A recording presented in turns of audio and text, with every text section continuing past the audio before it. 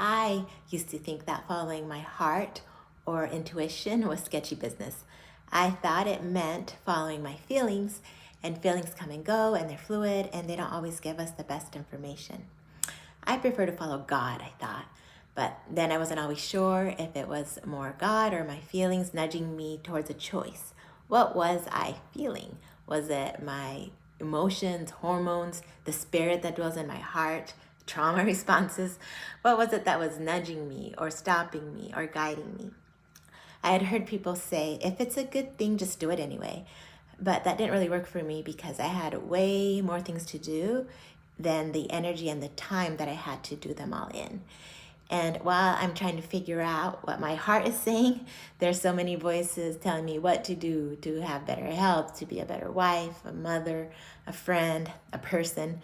It was hard to sift through all of the voices to discover what was really good for my unique body, my traits, my values, my circumstances and gifts and weaknesses and struggles.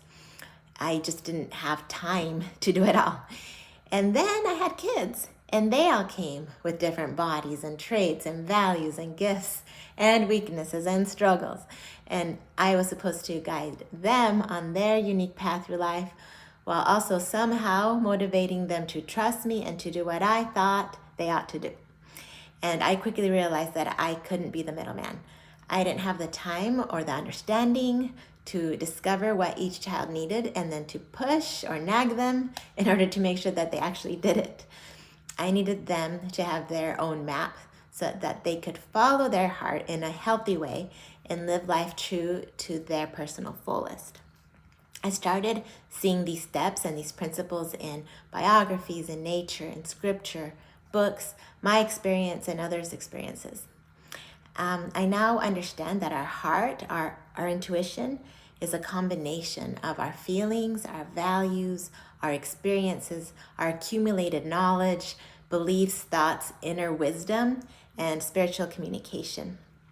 This combination allows us to make our best educated guess about the next step for us. And then understanding this process gives us the motivation and the courage and confidence to step forward in it. Each time we step forward, we learn.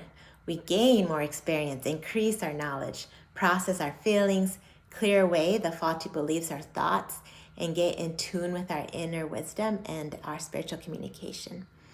It all sounds really good in theory, but I wanted a systemized way that my kids and I could sift through all the noise and practice this skill of walking in our personalized path daily, not just when big decisions came our way and we weren't prepared for them.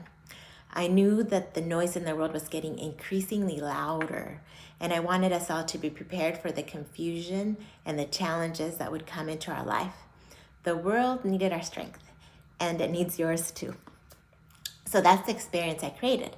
The Find Your Path journey allows you to daily practice gaining experience, acquiring knowledge and skills, processing feelings, clearing away faulty beliefs or thoughts, and tuning into your inner wisdom and spiritual communication. You will naturally grow into the strong, confident, fullest version of you that you and your family and this world so needs. So welcome, and let's get started.